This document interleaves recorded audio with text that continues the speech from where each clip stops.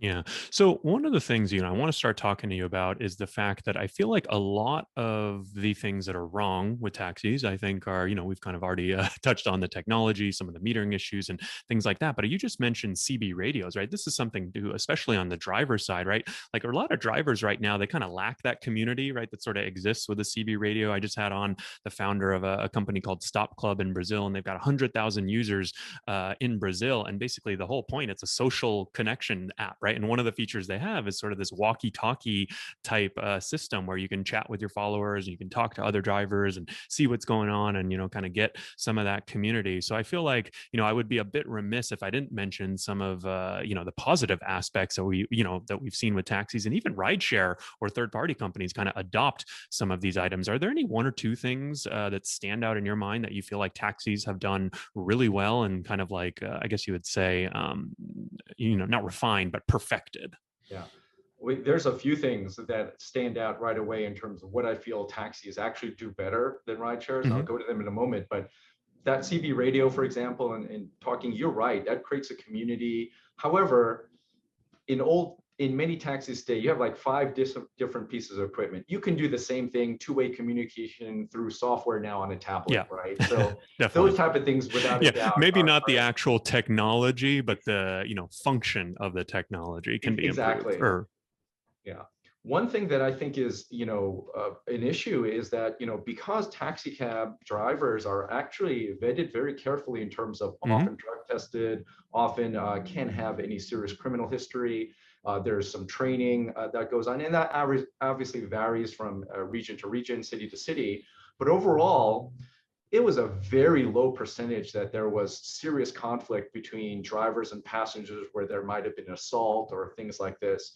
So one thing Mm-hmm. that I think when you look back at the old taxi industry, despite the perception that may be out there, assault on passengers and things like this were actually very low in terms of because of that Hmm. vetting process. And I think people who use our Flywheel app now and so forth, we have a lot of young single women, for example, that are Yeah. regular customer of ours that feel safer to some degree in a taxi. And I think that vetting process and the fact that you have a conspicuous vehicle with a medallion number and Yeah. that's a commercial vehicle, those are things that I think are positive. So that's the first thing. I do think that taxi drivers have been vetted more carefully Yeah. historically, and I think that has been So positive. Yeah. yeah, so I think one thing to push back on, I mean, I guess if I trust your experience as a fleet owner, right? Like you said, you're running Flywheel, but you're also a fleet owner Yeah. yourself, and it sounds like this was never a big issue. I think if you asked Uber and Lyft, they would probably also say, that the number, the quantity, right? If they're doing 10 million rides a day, and this is actually their argument, right? They say there might be a number of stories, around driver safety and rider safety, but they're doing literally 10 million trips a day, right? So that overall percentage is pretty low. And I think if you ask them honestly, they would kind of also say that it's not that big of a deal to them, much more of a deal in the kind of public perception point of view. I have to agree with that. Quite frankly, the way that the ride shares now are looking in terms of a safety issue, in terms of seeing who's picking you up, for example, seeing Yeah. their picture, the vehicle number, and so forth. Those things now are things that were never common practices previously. Yeah. So in some ways, one can argue the exact opposite. Technology has created a much safer aspect here. So Right. despite me saying that, I do have to agree. Yeah. Yeah, no, I mean, I think it's a good point, though. Obviously, I guess one of the things that's happened since we last had you on, when we had one of our top drivers, Jay Crater, right, with 25,000 Uber and Yeah. Lyft trips, he came out and, did a few shifts, I think a week or a few weeks over at Flywheel. And I remember one of the things when we had him on the podcast, I'm looking here, was episode 89. So actually in between probably the last time you were on and right now, one of the things he mentioned was actually that, he had to go in person, right, and fill out an application and, kind of check in at the beginning of the day, which I think, again, right, like I think you could argue how much is too much, or I think that there's an argument to be made that there's like a little more Uber could do, right? I think leveraging technology, maybe you don't need to check in with your boss at the beginning of every single shift in person, right? But some combination probably in between what taxis and Uber do right now, because right now Uber asks you for a selfie check occasionally, and it could be anyone or everyone. I mean, it's very easy for basically a driver to share an account with another driver, right? And there's nothing anyone or anyone could really do about that. That's a great point. Taxis should be co-opting that technology for safety and so forth.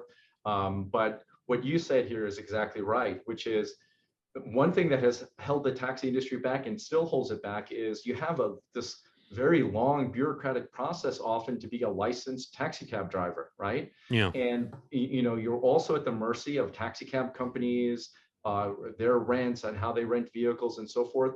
The freedom Yeah. and ability to basically get your own vehicle and quickly be able to get out there and work is a huge benefit. And what we've seen over the Yeah. past few years is that where previously you might have gotten a cab driver's license to work extra, make some extra money, or you're in between jobs, or drive full Right. time professionally, people are now going to ride shares.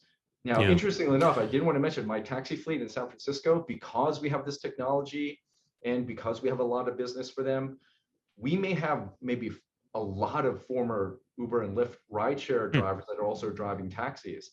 And I think it's very complementary now where we are seeing that drivers sometimes are doing both. So, Mm-hmm. I do see the driving community in originally as, taxis versus, Uber and Lyft. But today, I actually think it's one community in many ways. And I see this convergence happening, especially with the things we're going to be doing with Uber, where this community of drivers is really kind of one group with a lot of interests that align. Yeah. No, I think that makes a lot of sense. Before we move on, is there anything else you feel that taxis have really perfected, when it comes to giving rides for hire?